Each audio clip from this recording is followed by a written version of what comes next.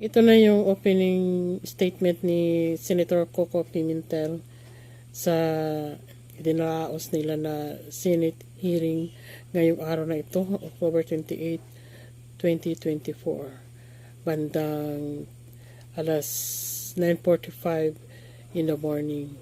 Ito yung opening statement ni Coco Pimentel.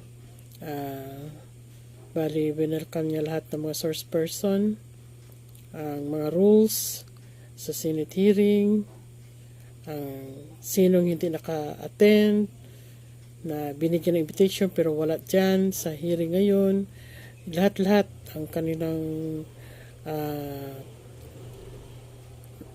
rules na susundin sa hearing na ito.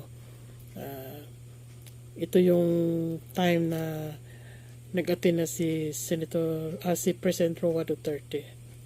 Andito na si President Roa Duterte. Nakaputi siya ng long sleeve. Ayan, ang daming nakapalibot sa kanya. Kasama niya si Attorney San Panelo. Andyan, katabi niya. Katabi niya rin si Senator Bongo. Ayan. Ina-acknowledge na yung pag-attend ni President Roa Duterte. Alam nyo guys, sa Senate na ito, nakakatawa talaga. Ay, Diyos ko, oo. Kahit anong gawin mo, nakakatawa talaga guys. Anong tawag nito? Si President Roa Duterte, andyan pa rin yung ano niya, yung tapang niya pa. Yung mga, hindi maiwasan talaga yung PIPI niya. Pero paniwalag niya naman na ganyan na talaga daw ang kanyang, tawag nito, emotion niya pagka na napapa-PI talaga siya, pero hindi naman sila ang pini-PI niya. Yung nakasanayan niya na ba? Oo. Talaga, oo. Lahat ng tinatanong niya na tawag nito, sinasagot niya talaga, mga kababayan. Magalang naman siya, pero yun na nga, palagi niya nagpag-PIPI, medyo nakiusap si Hontiveros na iwasan daw yun. Pero pinaliwanag naman ni Duterte, nagsorry naman siya, kasi minsan hindi niya papigilan dahil sa ang tawag ito. Mayroon siyang sinasabi na outrage ba? Yung hindi niya talaga mapigilan, lalong-lalo na nasa motion na nagagalit na talaga siya. Hindi niya mapigilan yan talaga. Diyan sa nila, ayan, si Hontiveros, nakikita nyo, dyan, si Senator Bato, binigyan din ng pagkakataon na mag opening statement siya. Bawat isa sa kanila kung sino gusto. Pero dito talaga ako nabilib kay Robin Padilla, guys. Grabe.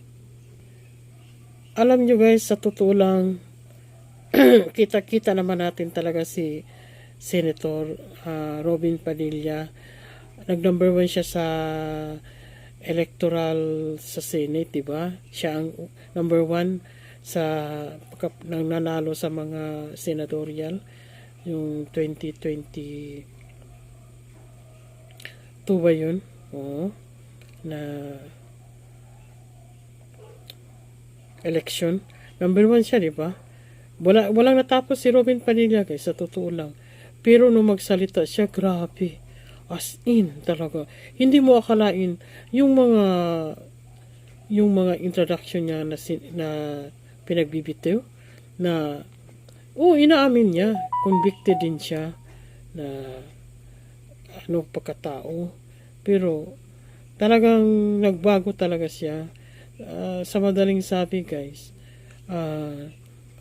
nanukulan talaga siya ng taos-puso sa mga kababayan dito sa ating Pilipinas. Ang katapusan niya na sinabi sa mensahe niya guys, sana itong pag-hearing kay President Roa Duterte, wag nating idaan sa politika. Yung nandito tayo para sagutin lahat ang gusto niyong malaman kay Duterte. Yun ang sinabi niya. Kasi kung hindi pa natin ito magagampanan daw yung mga pagpunta ni Duterte dito. Sayang lang, yun ang gusto ng lahat na haharap siya. Ngayon humarap na siya, wag natin bigyan ng kulay politika. Kasi sabi niya sa madaling sabi, sa kanyang katapusan ng statement, lubog na nga tayo sa utang, lubog na tayo sa tubig, lubog pa tayo sa droga. Yun ang sinabi ni Robin. Kaya guys, kung maririnig nyo yung sinabi niya, believe ka talaga kay Robin Padilla. Ang ano yan guys, siya isa sa mga una nagbigay ng statement bago nag-umpisa yung Senate hearing. Lumabas naman sa mga resource person dyan, sa mga witness, yung sinabi niya, nakatugma talaga. Kaya, inulit ni Robin Padilla sa mga ilang oras yun. Sabi niya, yan na nga ang sinabi ko sa una-una ko pa lang na privilege speech. Tingnan nyo guys, napatunayan na daw sa Senate hearing na ito. Kaya guys, panoorin nyo yung hearing na ito. Grabe talaga.